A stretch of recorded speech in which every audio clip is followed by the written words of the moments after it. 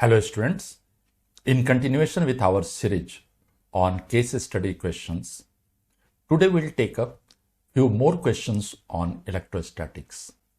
In our first discussion on this case study series, we have discussed why there are case studies questions introduced in the syllabus and how we should prepare for case studies questions, how we should attempt that, and what are the few tips and tricks for solving case studies questions. We have also taken few sample questions of case studies where we have tried to solve them by using those technique. Then in the next one, when we have started topic-wise discussion, we have taken few questions on electrostatics, and in its continuation, today we'll discuss few more questions of case studies on electrostatics. So let's take next question. The passage for this case study is, for the various charge system, we represent equipotential surfaces by curves and lines of force by full line curves. Between any two adjacent equipotential surfaces, we assume a constant potential difference. The equipotential surface of a single point charge are concentric spherical shell with their center at the point charge. As the lines of force point radially outward, so they are perpendicular to the equipotential surface at all points. There is a diagram given to represent electric lines of forces here and the equipotential surfaces. Here in this case, the charge is given that it is at the center here, and we have these equipotential surfaces there. Take first question. Identify the wrong statement. The options are: equipotential surface due to a single point charge is a spherical. So this is a correct statement as it was mentioned there in the text also. Equipotential surfaces can be considered for dipole 2. So this is also correct. Electric field is normal to the equipotential surface through the point. So this is also correct. The work done to move a test charge on the equipotential surface is positive. If you take the work done to move a test charge on the equipotential surface, this will be 0. Because if you are taking equipotential surface, potential is same at all points. And when you take the work done to move a charge from one point to other, it is the difference of the potential multiplied by the charge. So since the potentials are same, so potential difference will be 0. So in that case, the work done will be 0. So in this particular case, the wrong statement, if you have to choose, this D is the wrong statement. Let's take now the next question. Nature of equipotential surface for a point charge. Now, if you see in the statement itself or in the passage, it is mentioned there that equipotential surface, the equipotential surface of a single point charge are concentric spherical shell with their center at the point charge. So that means this is the correct one. So for this one, if you see the different options, obviously ellipsoid with charge at foci, this is wrong. Sphere with charge at the center of the sphere. Next is sphere with charge at the surface of the sphere and the plane with charge on the surface. So obviously B is the correct option here, because the other options which you take, they are the wrong statements. Let's take the next question. A spherical equipotential surface is not possible. Now, for which case it is not possible, that we have to check. Inside a uniformly charged sphere.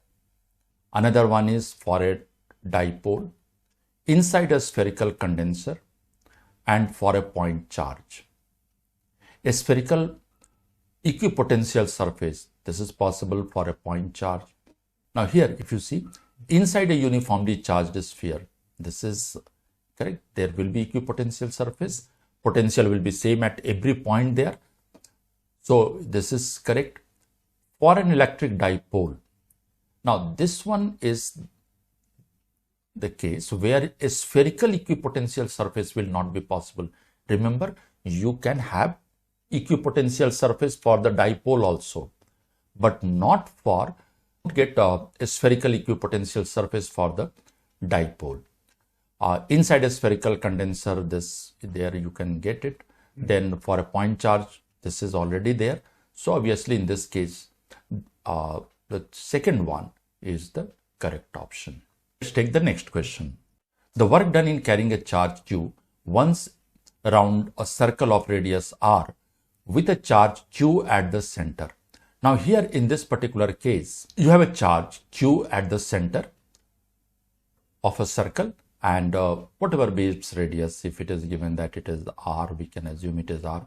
And now you have a charge Q which is to be moved once round the circle of radius R, where the charge Q is at its center. So if you are moving the charge, now since for this particular charge at the center, all points on this circle, they are equidistant, so they are equipotential. Because the potential due to a point charge, you know that it is your Q by 4 pi epsilon naught R. So here it will be an equipotential surface. When you are moving the charge from one point and you are coming back to the same point, so in that case the potential difference will be 0, and in that case the work done also if you will be 0 there. Even if the charge is moved not in the complete circle, even if it is covering any small part or any say half circle or 1/4, 3/4, is still work done will be 0, because all the points on that circumference of that circle, they are equipotential. So if you take the work done in moving it from one point to another, in that case the potential difference will be 0. So work done will also be 0. Let's take the next question. The work done to move a unit charge along an equipotential surface from P to Q. The different options which are there must be defined as minus E dot dl integral from P to Q. This is correct. Work done to move a unit charge along equipotential surface is 0. This is also correct. Can have a non-zero value, and D is both A and B are correct. So obviously in this one, the most suitable one is D, because it is defined as the E dot dl integral from P to Q with negative sign, and it is also 0 because it is an equipotential surface. So this is also D is the correct option. Let's take next case. A dielectric slab is a substance which does not allow the flow of the charge through it, but permits them to exert electrostatic force on each other. When a dielectric slab is placed between the plates, the electric field E0 polarizes the dielectric. This induces charge minus QP on the upper surface and plus QP on the lower surface of the dielectric. These induced charges set up a field EP inside the dielectric in the opposite direction of E0 as shown. So you can see there are the two plates. These are the two plates between which the electric field have been applied, and this is the dielectric which is used there. The charges are induced across the surface of this dielectric, and they set up a field due to induced charges, and since it is kept inside an electric field, so obviously the field inside the dielectric, if you consider, it will be reduced now. And the field inside the dielectric, it is mentioned that it will be in opposite direction to the field which is set up across the dielectric. So let's now take the different questions which are given. In a parallel plate capacitor, the capacitance increases from 4 microfarad to 80 microfarad on introducing a dielectric medium between the plates. What is the dielectric constant of the medium? If you have a parallel plate capacitor, its capacitance is given as epsilon naught A by D. But if you introduce a dielectric medium, between the plates of capacitor and that medium is completely filling the gap between the two. In that case, its capacitance will become K times epsilon naught A by D. Suppose we take C naught to represent capacitance of a air-filled parallel plate capacitor. It is your epsilon naught A by D. And if you introduce a dielectric medium which is completely filling the gap between the plates of capacitor, then its capacitance will be given as K times epsilon naught A by D. So obviously, if you consider C by C naught, that will be equals to K. Now here it is given the capacitance has changed from 4 to 80. So that means this is your 80 by 4, that is 20. So that means the correct option will be 20. So this is the correct one. Now see, in this particular question, this detail was not given in the passage. They have just introduced the role of dielectric medium when it is kept between the plates of a capacitor. And this is the one which you can answer only from your knowledge on this particular chapter, that is on capacitors.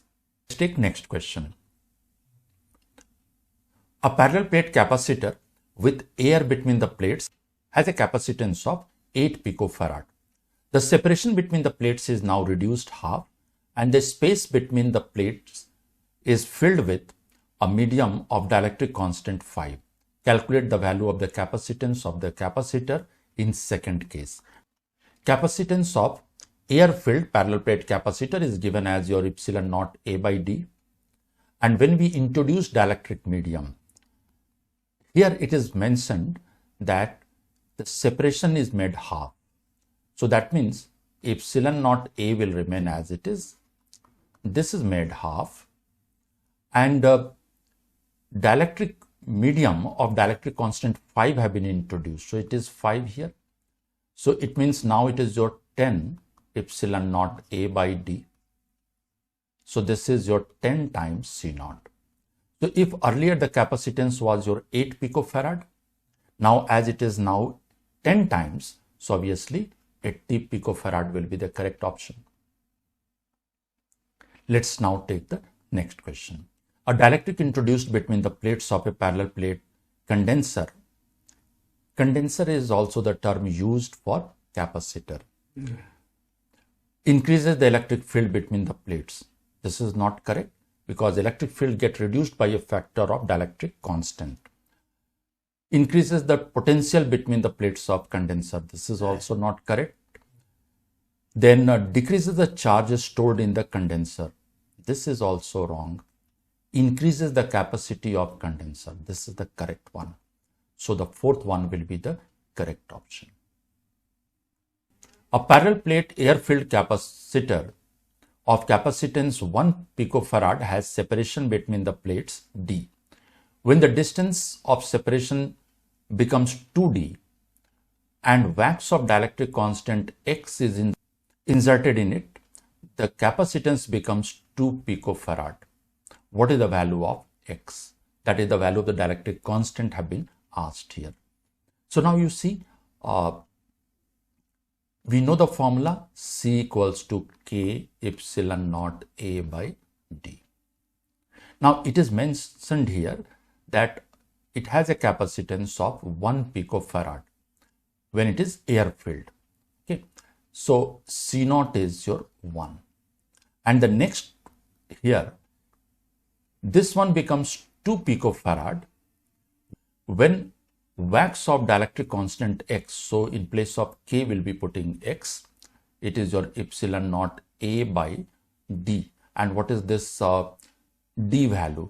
D is made 2 times. So it is your 2D. So this we can write it is your 4X epsilon naught A by D. This 2 we are taking on left side here. Now this value is already given as 1. So in that case, since it is 1, so X value will be equal to 4.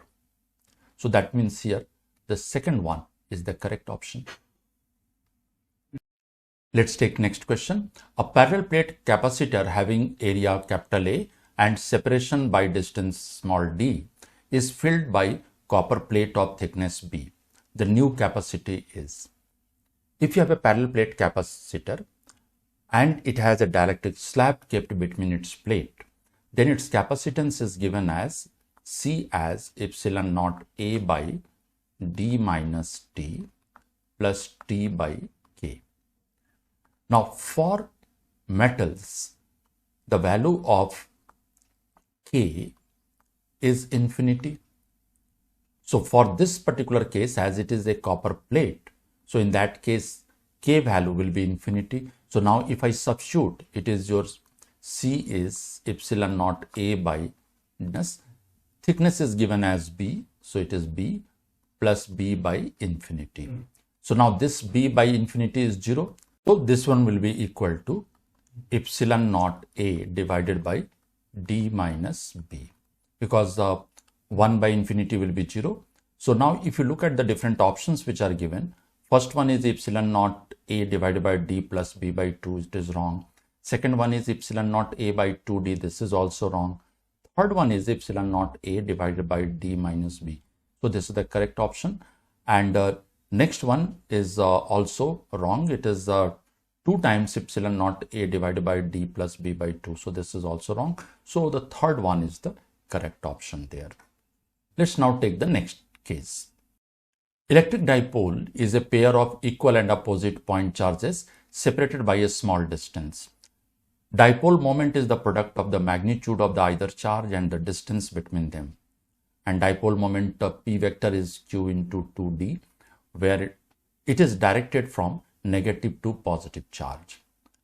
Dipole in a uniform electric field. Now, there is a force QE on Q and force minus QE on minus Q. The net force on the dipole is 0 since E is uniform.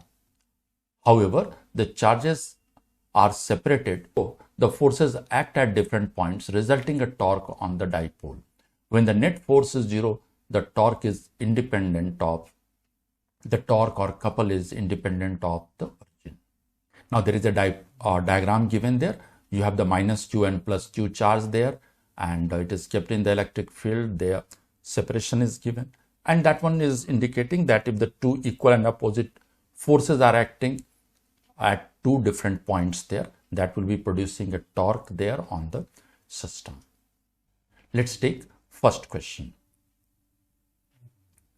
An electric dipole has a pair of equal and opposite point charges Q and minus Q separated by distance 2x.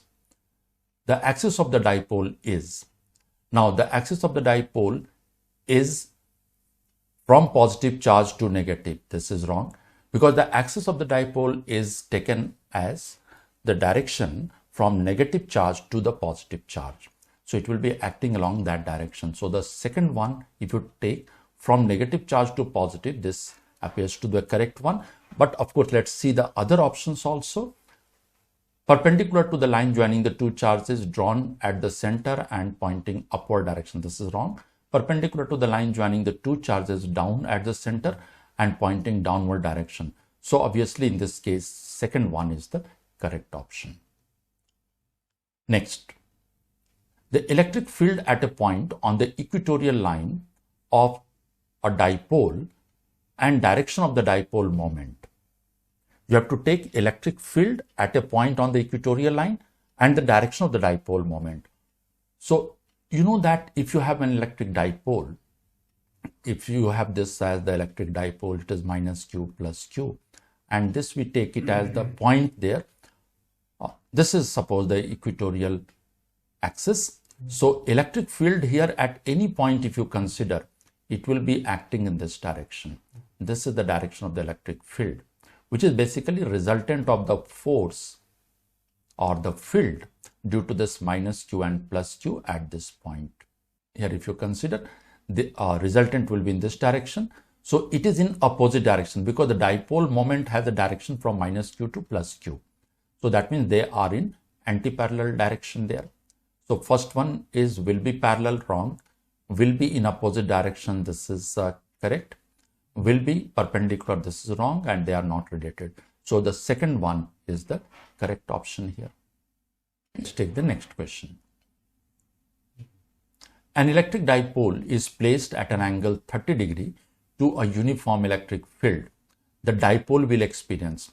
Now this is mentioned here that the dipole is kept at an angle 30 degree to a non-uniform electric field.